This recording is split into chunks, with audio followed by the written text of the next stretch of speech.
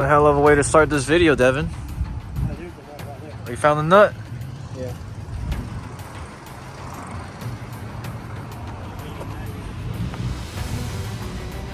Two and a half hours away from home. Truck broke down. Been at this gas station / McDonald's for about an hour.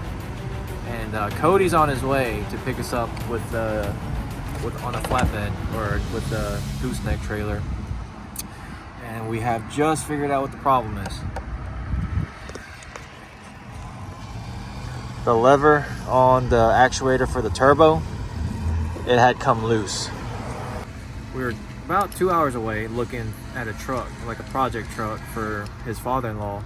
And on the way back home, as soon as we had left, we were driving through back roads and he was passing a semi, and we weren't even getting, passing the semi that fast or even being aggressive. And the next thing I know, I see on the dash, engine power reduced message pop up, and then the truck kind of sounded like fixed vane, and then it started blowing black smoke. And at that moment, I kind of had an idea that it would be like actuator related. But we didn't have a scan tool or anything like that. So we pulled over, didn't see anything wrong. At first I thought we blew a boot off or something, and I didn't see anything. All the connections were tight, and honestly did not see that the lever was loose. So we're like, well, can't really see much. We have to limp it to a gas station or an AutoZone with a scan tool. So we started driving, kind of limping. It was only about 10 miles, going about 35 miles an hour, and started limping it, and then eventually lost all power to the truck. We're thinking because the lever on the actuator came loose, it threw the code for it, and the vanes closed or opened, or it got stuck. And I think we might have possibly destroyed that turbo because it started blowing white smoke right before we pulled into this gas station. And we had to pull into this gas station immediately because he lost power. So he just turned left, and luckily we were able to make it here. Nut recovered? Nut is recovered. Now, how far does this thing go in there? Pretty good ways.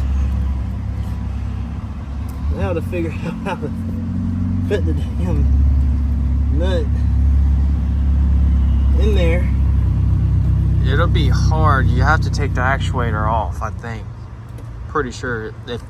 If that's the nut I'm thinking of. That thing is freaking hot. Yeah, it's the nut that goes in the little hole.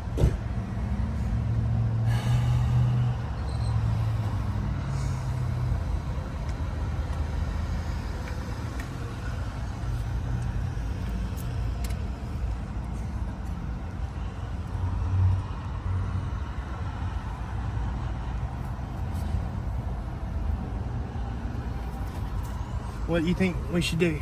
I say we just wait for Cody to get here and just tow it back home and work on it at the house, since he's already on his way home, And I think the turbo's done for. Rescue has arrived. Yep, there's our Uber XL rescue.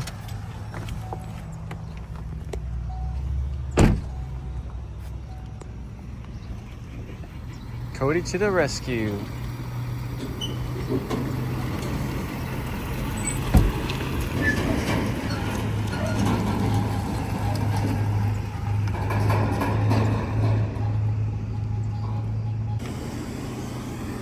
You can't even hear the turbo whistle because the actuator is not doing its job.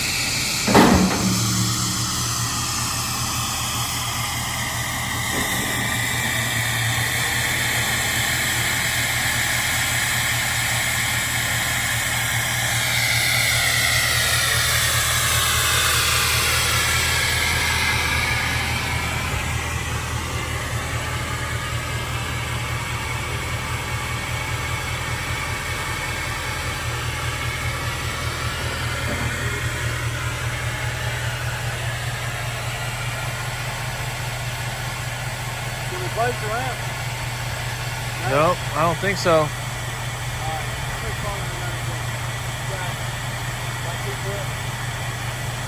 Don't work. You can try. Go up. I think it'll close. You got plenty. To close the ramp? Yeah. And the ramp goes straight up. Oh. You can make it go straight up. Okay, and then leave it there. Hey, you make it come back. Let's get the ramp still.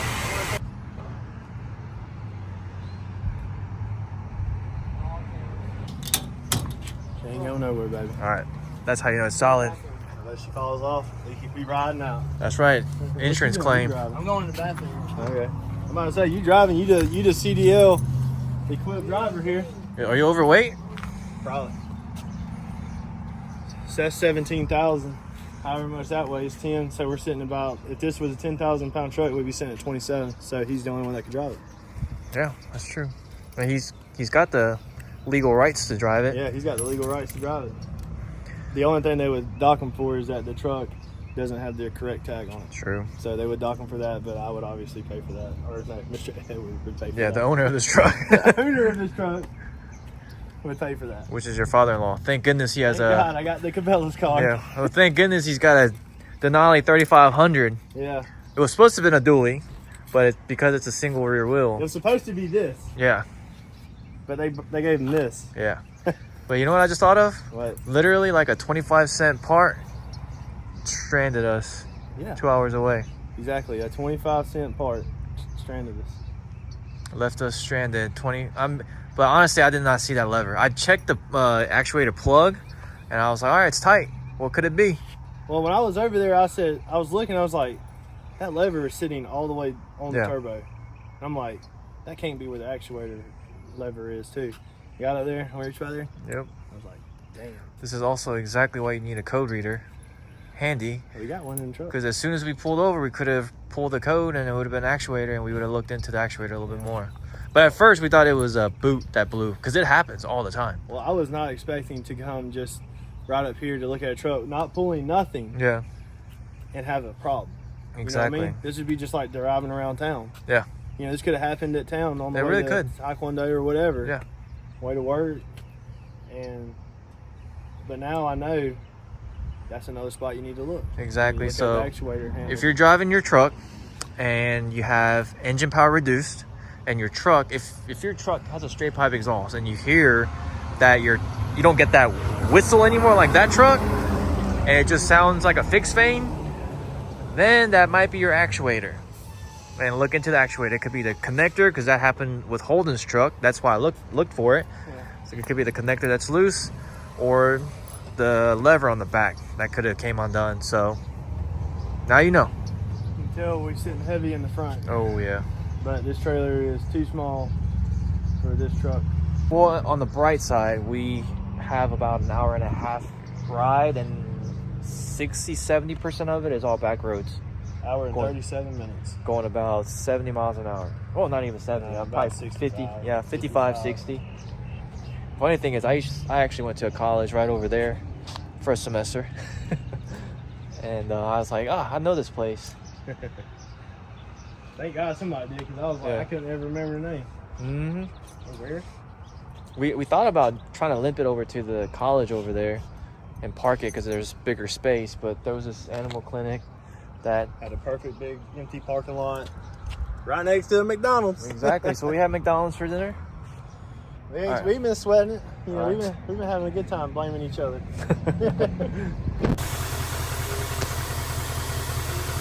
Home sweet home.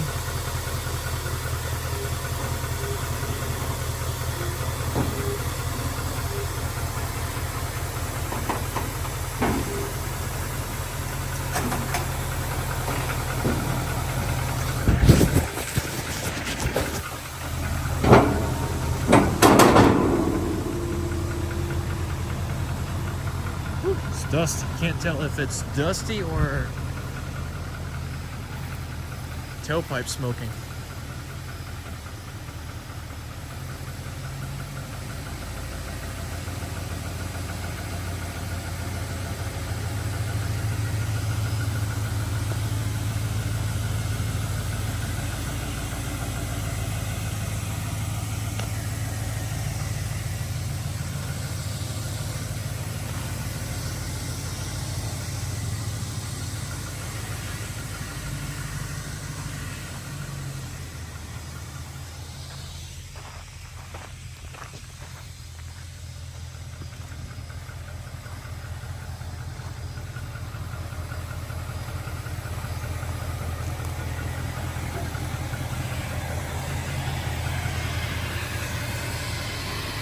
Nope, no smoke out the tailpipe, but we'll definitely be doing further diagnostics on this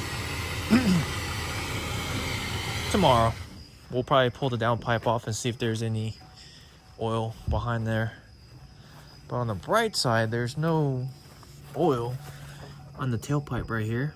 It's just a little bit of soot, meaning don't think the turbo is blowing up. But we can really tell by removing the downpipe and see if there's any oil residue on it. So we'll do some diagnostics tomorrow. It blew that white smoke one time. Yeah, just one time. So that one time could be all it took. So. Possibly, because I mean it was like a quarter of a mile of incline. Yeah. And we were right there where we had to actually give it some good gas to get up to turn left. It was pretty steep. Most gas I gave it the whole time. Right, but come to a conclusion that that turbo didn't fail us. The actuator did, and then we limped it, so we could have done some damage to the turbo, but we'll find out. We'll keep you guys updated. One thing I'll say is this 2020 Duramax, not tuned, completely stock, and it hauled that dually like it was nothing. So I'm actually very, very impressed. Didn't struggle one bit. Alrighty, here she is. Ready to show everybody the damage? Good? Yeah.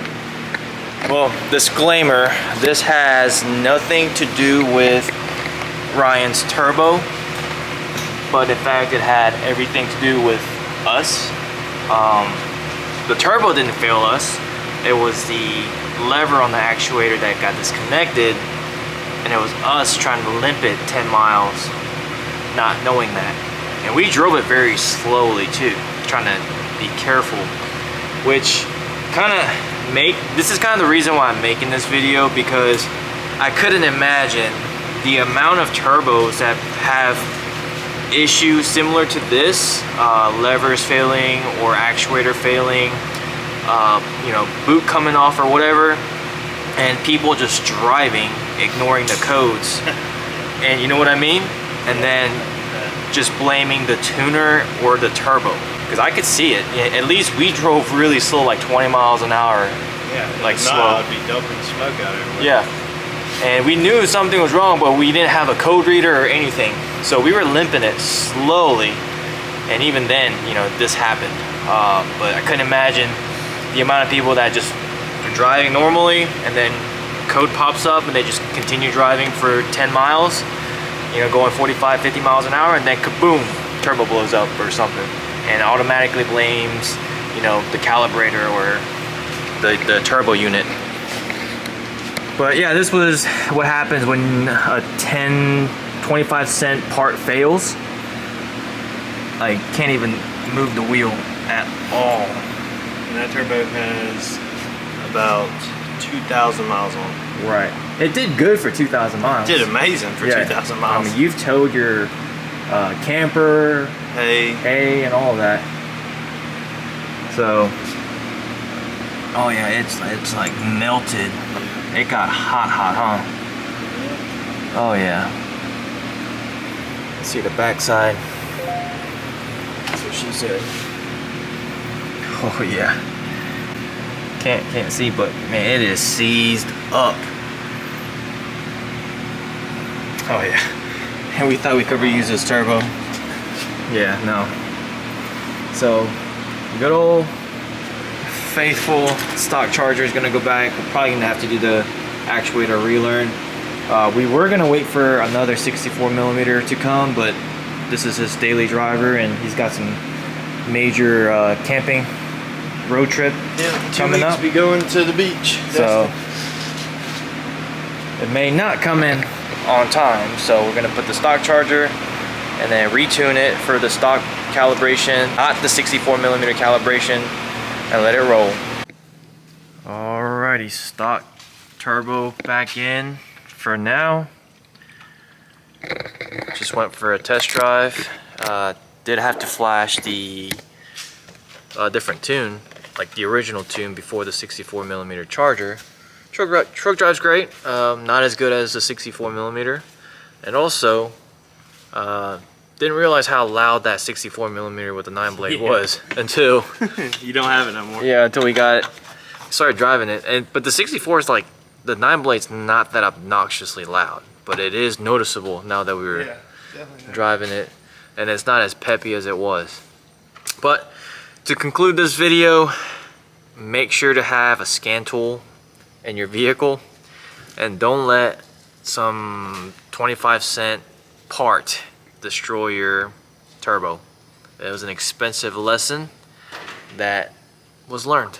Honestly, when we were trying to limp it, we probably could have made it if there wasn't a giant, like a 1/4 of a mile uphill. And I think that's what killed it, because as soon as we got up to the top of the hill, started coasting down, that's when we started seeing white smoke out the tailpipe, like one of those factories that puff out like white smoke. Yeah, that's what it looked like. I guess the lesson learned would be what? Carry a scan tool and don't try to limp your truck.